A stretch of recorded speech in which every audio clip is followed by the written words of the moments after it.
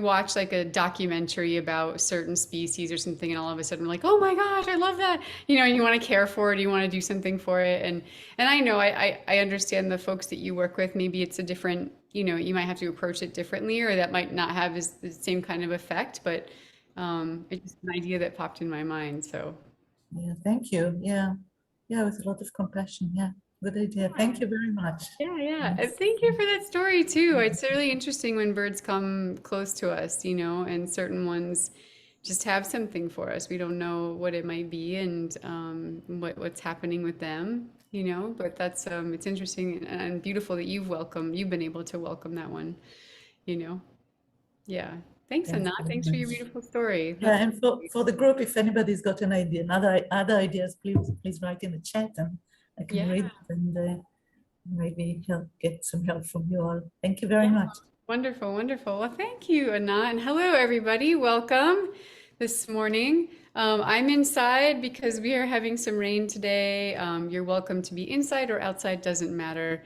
I always encourage people to be out if you can. It's lovely. Today's exercise is designed for folks, it's designed for everybody, but if you're inside, it's just fine because actually it's an activity that we can do inside.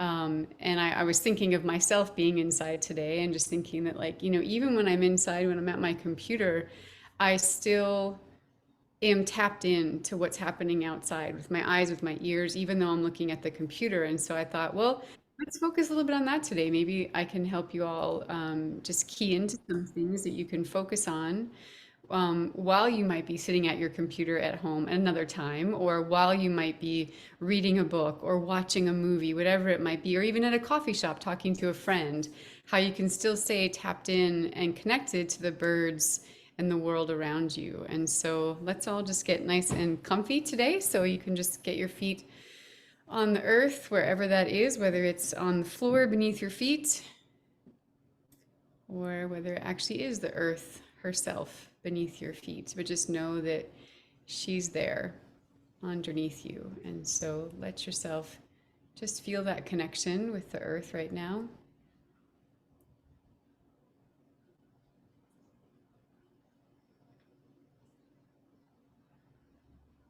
And it's there no matter how many floors up you are. I know, Anat, you live relatively high, and I know you're someone who can tap into those kinds of things, but it doesn't matter how high, whether we're in a high rise or whether we're right on the earth herself, we can still connect with that entity and energy of the earth. So now, as you are tapped into your feet and what's going on there, just bring your awareness up into the rest of your body and just take stock, noticing the parts of your body that might be a little bit more communicative in this moment, and the parts of your body that might be a little bit quieter and maybe don't have quite as much to say. And just noticing where that is. If maybe it's your shoulders that are really talking to you today, maybe it's your hips, maybe it's your neck, might be your heart, whatever it is, just noticing that in this moment.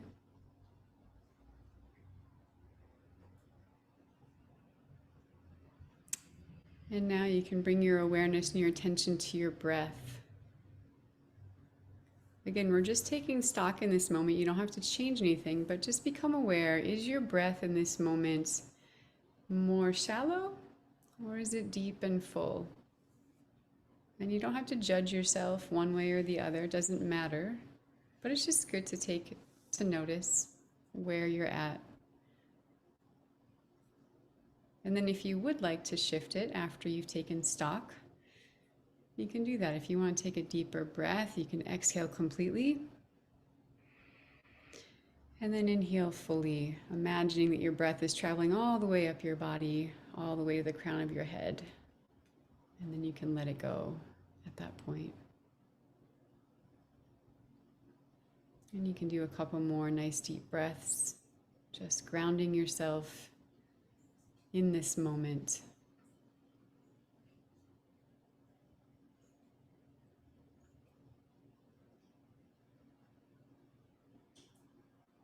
Good work.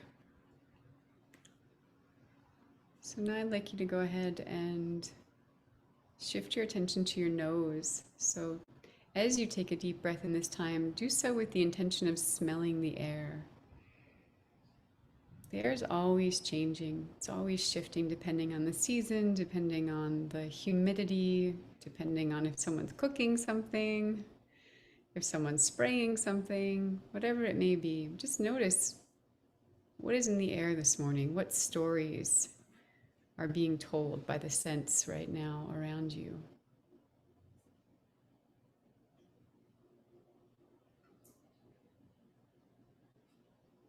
For a long time, people didn't think that birds could smell, and they have since learned that they can, especially the turkey vulture.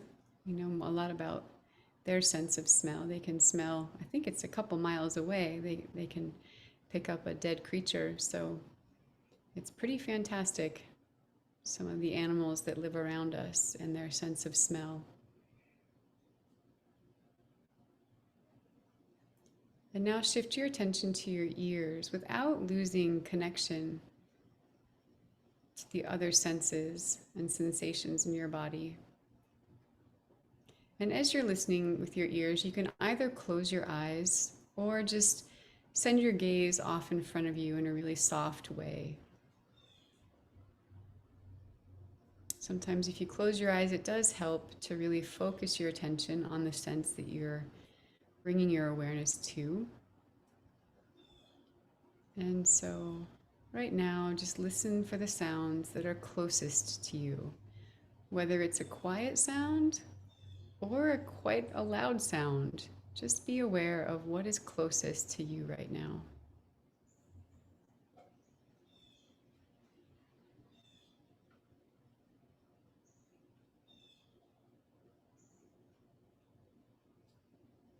Taking a moment just to get to know the sounds, as if you're meeting your friends for the day.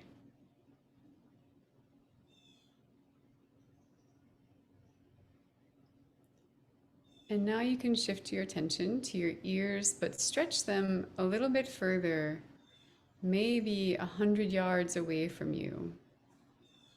So you're expanding your awareness of your hearing all around you in a 360-degree circle.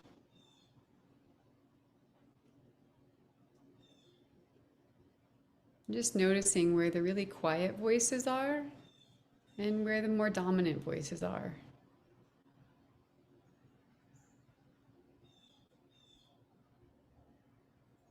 And those ones in between.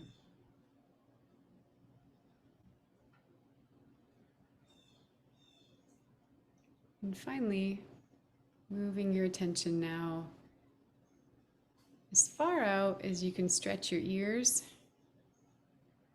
listening for sounds far off in the distance. Whether they're birds or whether they're human-made, it doesn't matter. Just being aware of the sounds that are around you right now. And when you're ready, you can gently and slowly open your eyes and look in front of you with the softened gaze. And if you're new here, this is a practice that some people call owl eyes or softened vision. So what you want to do is just find a point off in the distance, something that's a little ways away, far enough, kind of on the horizon maybe, something that you can focus on though. So if it's a branch of a tree, maybe it's a window in a house nearby, just allow your eyes to focus on something off in the distance. And then once you've found that item to focus on, let your eyes expand further and further out from that point. So you're still looking at that point, but your vision is becoming aware of everything that's surrounding that point. And you can even get to the point where your vision gets blurry. It becomes really soft, and just allow that to happen. It's an unnatural feeling, I think, for a lot of people, or unfamiliar, should say. It is a natural experience, but it's an unfamiliar for us, and maybe sometimes even uncomfortable to let our vision get blurry. we often want to be in focus. But for this practice, it's really good just to allow your vision to get soft and then just notice what you start to perceive, both in the world around you, but also within your own body. See if anything shifts for you when you soften your vision.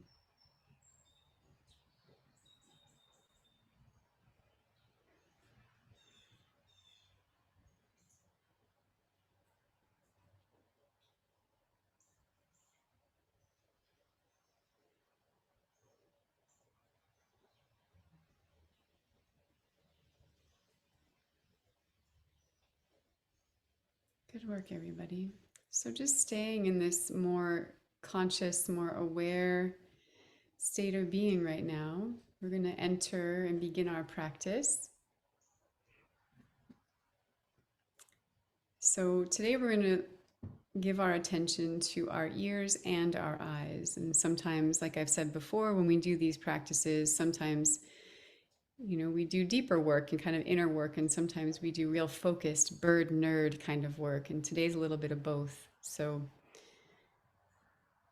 and this, again, if you missed the beginning, what I said was that this is a practice for those of you who might spend a lot of time indoors, whether you're reading on the computer, whether you're watching TV. It's a way for you to still be tapped into what's happening outside in your outdoor environment through the windows and through the walls. So if you're inside, that's great. If you're outdoors, that's just fine. So allow yourself to give your attention. Still, you're going to be looking softly with your eyes, but we're going to shift to actually, we'll stay with our eyes. Let's stay with our eyes first. So you're going to stay in owl eyes, nice and gentle. But this time, instead of looking far away, what I want you to do is bring your awareness to either somewhere between 2 to 10 feet in front of you. So find something to focus on that's about 2 to 10 feet in front of you. And ideally, it's going to be where your gaze is kind of level, where you don't have to look down or look up too far. But if you need to, that's okay. Just allow yourself to look at something. And if you need to turn your head a little bit to find something that distance away to look at, then you can do that. So once you've found that item to look at, I want you to really focus on it. So we're not going to necessarily, we are going to go into owl eyes in just a moment, but really just focus on that thing as if you were reading a book or watching TV, whatever it might be that you do often. So you're giving all of your attention to that one thing in front of you.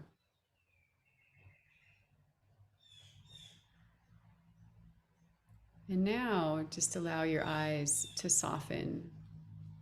So you're still going to be looking at that one thing, but what I want you to do is start to just become aware. Even though you can focus, you can stay focused on the TV in front of you, quote unquote, you can still perceive what's happening in your peripheral vision. So see if you can do that. See if you can. We're going to stay for the next couple of minutes in silence, just looking in front of us between 2 to 10 feet away, and then just noticing if you can perceive motion, just subtle motion. And if you do, you can look at it. You can take your binoculars if you see something. But then always come back to that one point that you were looking at and really focus on it. And I'll let you know when we're done with this part of the practice. So we'll do this for a couple minutes.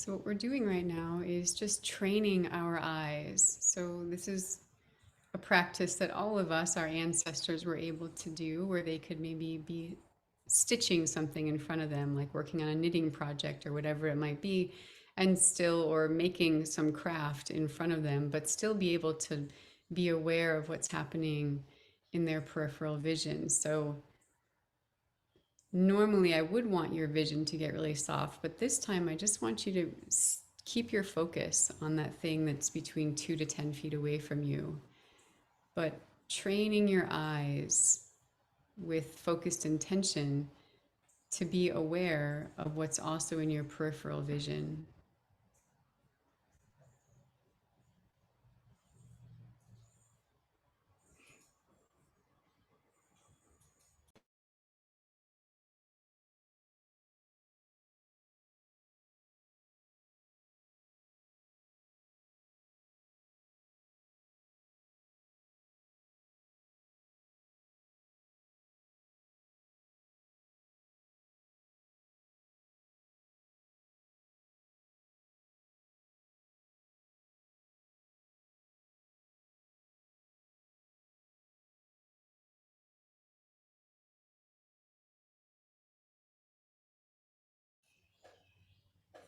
And the more still that you're able to be during this kind of a practice, the more you'll be able to perceive those subtle motions, whether it's a rabbit flicking its ears or a little hummingbird landing on a branch nearby.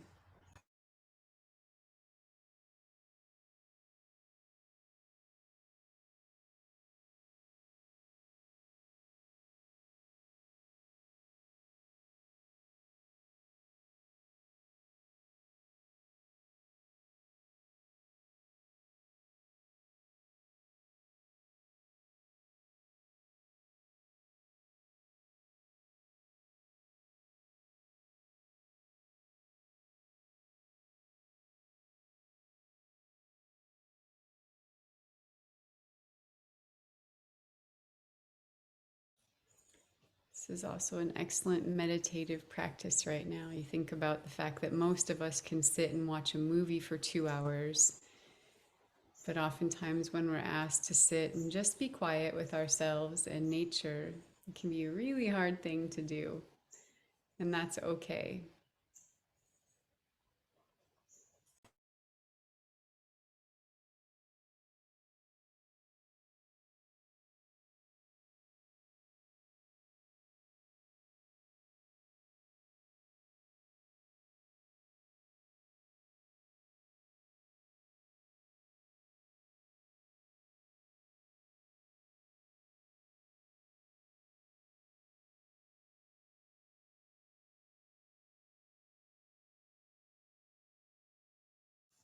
Good work, everybody.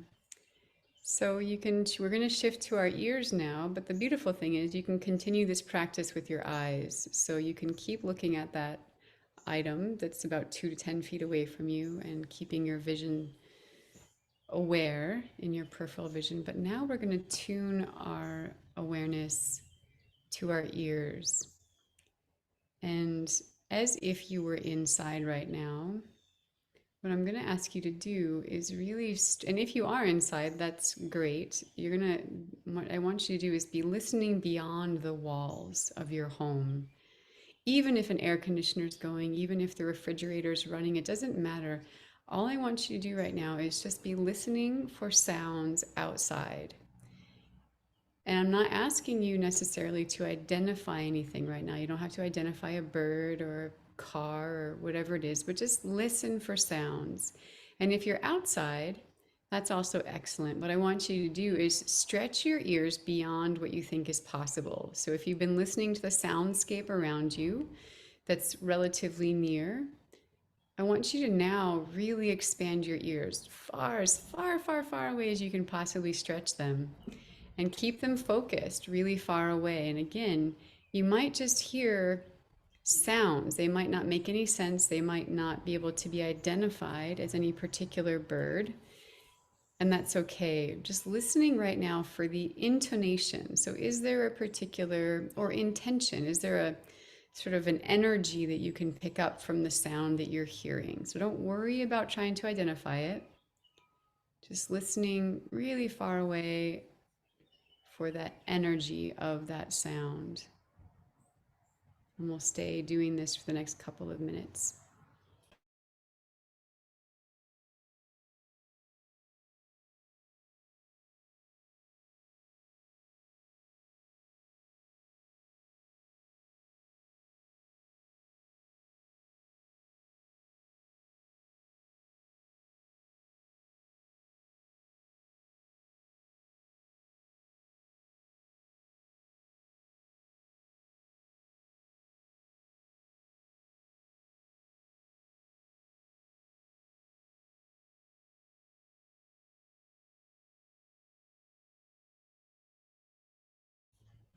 And if you're looking for just one word to focus on, it would be quality. So you're listening for the quality of the sound.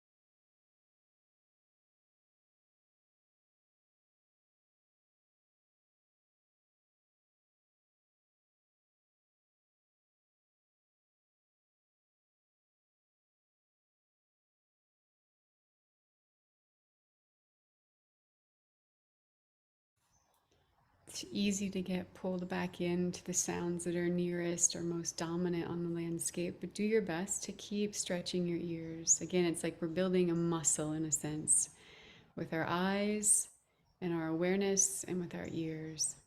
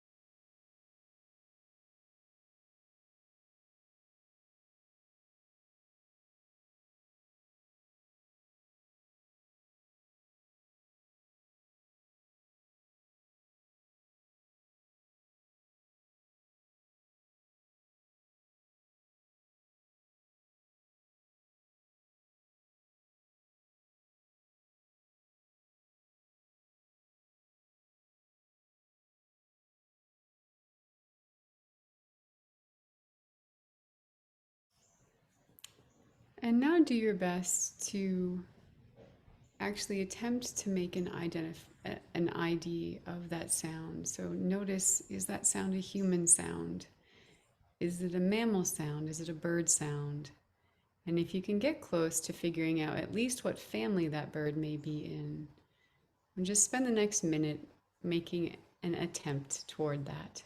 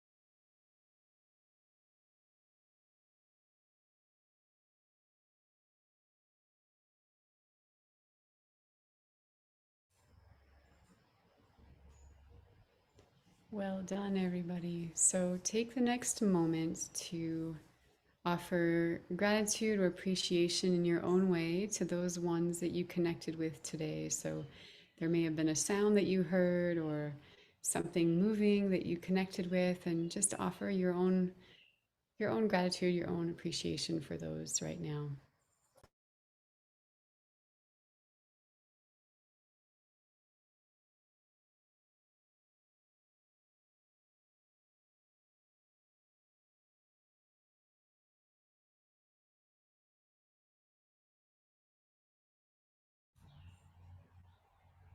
All right. So folks need to head out. You're welcome to head out, and thank you for joining us today. And if you'd like to stay and chat, we usually stay on for a few extra minutes and just share what our experience was like. So, and I would love to see your faces if you want to turn your videos on if you're not moving around too much. And otherwise, you can keep it off if you're not in a position where you would like to be revealed. But if anyone has anything they want to share from their time right now, please just raise your hand, wave it, and I'll see it.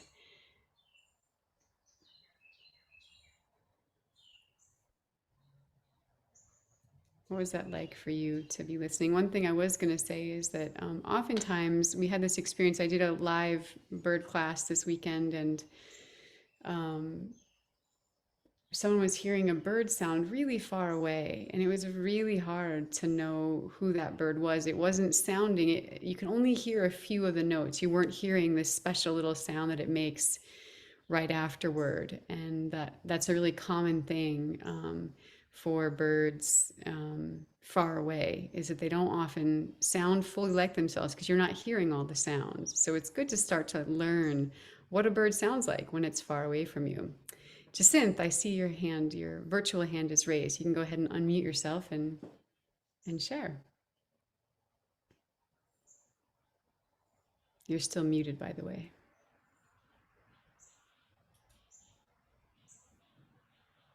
Huh. Well, I can't hear you at the moment. Once you find your unmute button, just let us know. Does anyone else like to share? Yeah, go ahead, Jermaine. I've been away for a week or so, back to where I used to live in upstate New York. And so when I came back, I had to, of course, fill the sunflower seeder, the feeder. And sometimes I've sat out here during these meditations and I've seen absolutely zero birds, but today it was like a feeding frenzy. Everybody was here. Two types of woodpeckers, red bellies and haries, and lots of chippers and the usual offenders, chickadees and titmice and cardinals. And an iBird says that, is it iBird? What is this thing that? Merlin, probably. Yeah. It says it heard some other things too. I think it wasn't sure about a lot of them, but I heard a phoebe, which I have a phoebe. I found the phoebe nest here on the ground this morning when I came out. And I was dreading that because I was afraid maybe the eggs hadn't hatched or there were dead babies in it or something, because they seemed to all of a sudden disappear. Well, there's nothing in it. I think the babies hatched and took off and they were just gone. And so it's been a very bird meditation, which doesn't always happen. There's goldfinches everywhere. They're on a sock, just going wild. And And what was that like for you to try to either stretch your ears or your eyes during this practice? well, at one point, I guess it's the local airport, has a little Cessna that flies. It must follow the river or something. It flies right over my house, and it was there, and that kind of drowned out everything. But and there's cars on the road that I can hear, but I could hear just these little noises, little, not burbling, but more like slight chippings. There's no song sparrow singing, which often there is.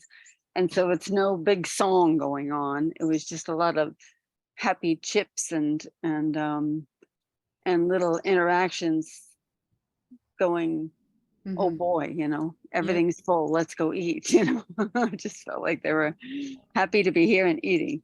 Content. Oh, nice. Well, sweet. Thanks. It's good to have you back. Yes. Thank you. Yeah, thanks. All right. Anyone else want to share? Jacinth, I'm not sure what to do about your microphone. I've never had that happen before. So if you'd like to type in your question or your experience, you're welcome to do that. So yeah, I'm not sure you can also log off and then log back on. That might help as well. But anyone else have something they want to share from their experience this morning? What that was like to try to stretch your ears? Or yeah, go for it, Julia. And then Anne afterward. Well, it was just something that interested me. When you said, now turn your attention to your ears, I was thinking of my ears, and I have tinnitus or tinnitus. Yep. And so I noticed that. I was thinking of my ears. But when you said, use the word hearing, then my attention went totally out and away from my ears. And I didn't hear the tinnitus anymore. Wow. So yeah, attention on my ears and attention on my hearing is quite different. Uh-huh. That's awesome. Thank you for that. Thank you for that. This is a good awareness for me, but also I think being really specific with that, just like, yeah. And cool. It's cool that you could shift that too, that you have control. And then I have the ringing in my ears as well. And it is interesting. There's sometimes where I can hear it and other times I can't. And there's the times when I can hear it, I'm just like, go away. I wish it would stop, and then just to think that I actually do have some control over that is empowering. Yeah. Thanks, Julia. Anne, I saw your hand up before. Go for it. Yeah, I got run in from the rain. I was outside and it started to rain again, but that's okay. But you mentioned about the turkey vultures. And it's funny how a couple of times we've talked about something and then some of these things show up. I used the turkey vultures for clues this weekend. I smelled something dead.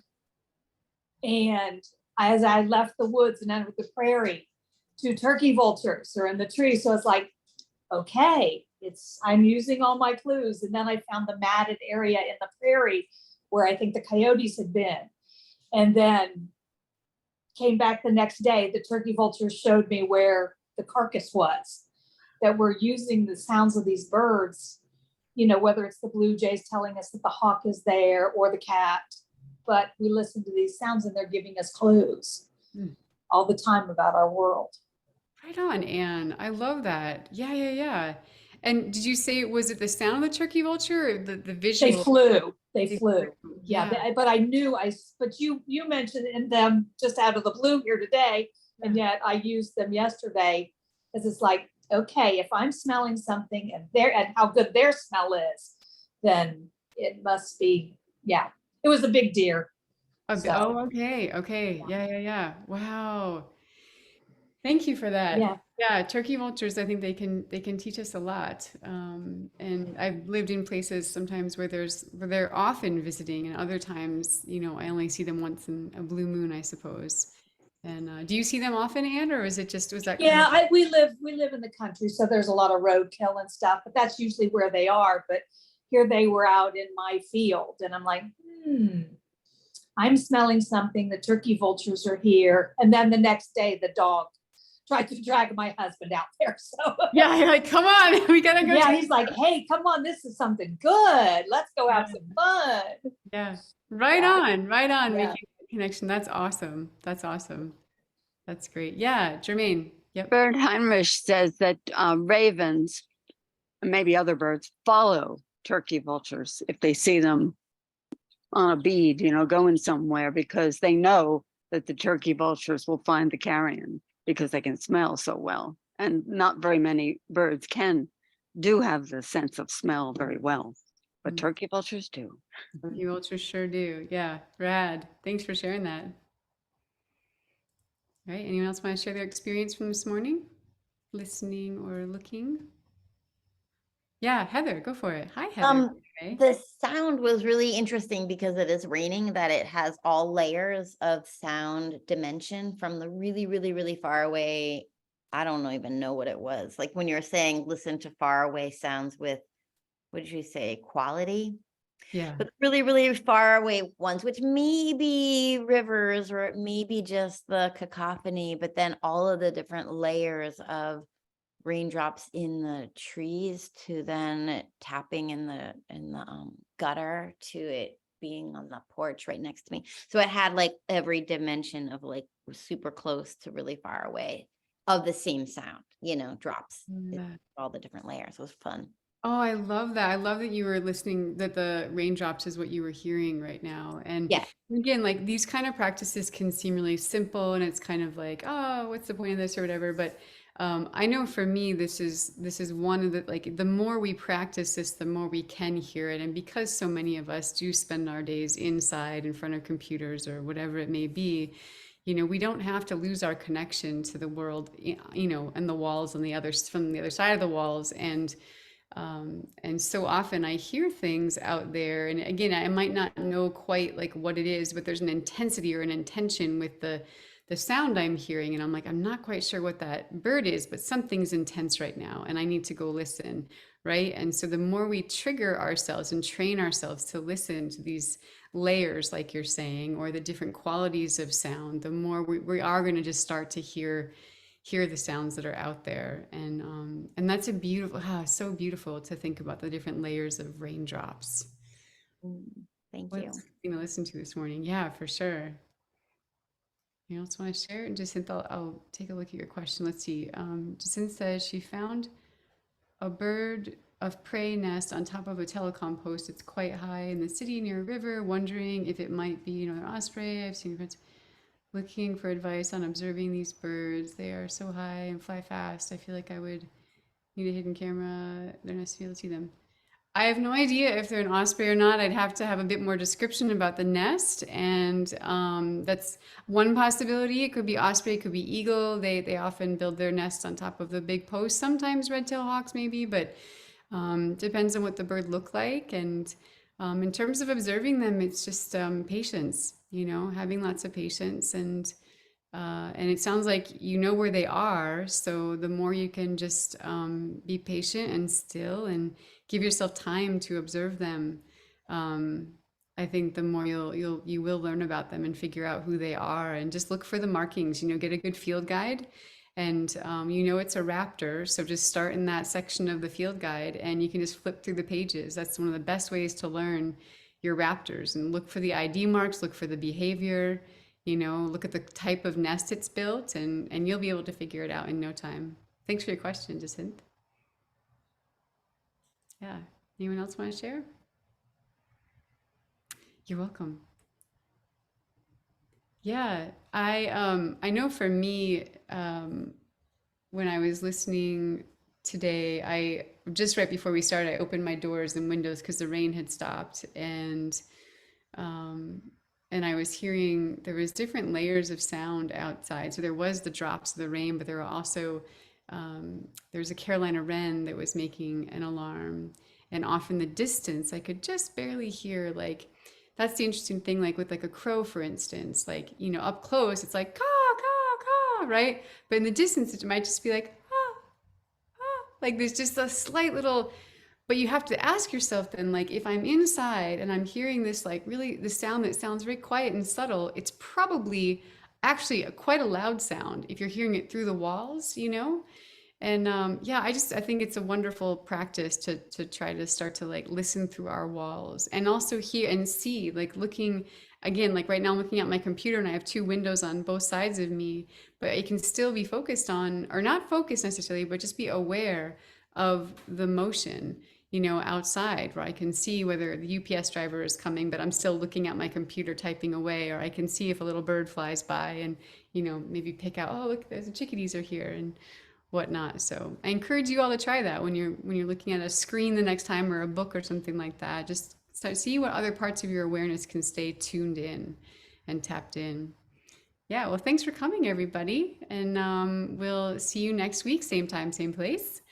And it's just good to connect and good to see you all. So you're welcome to take yourself off of mute if you want to say goodbye. Hey, we'll Thank you see you so next week. much. Thank Bye. you.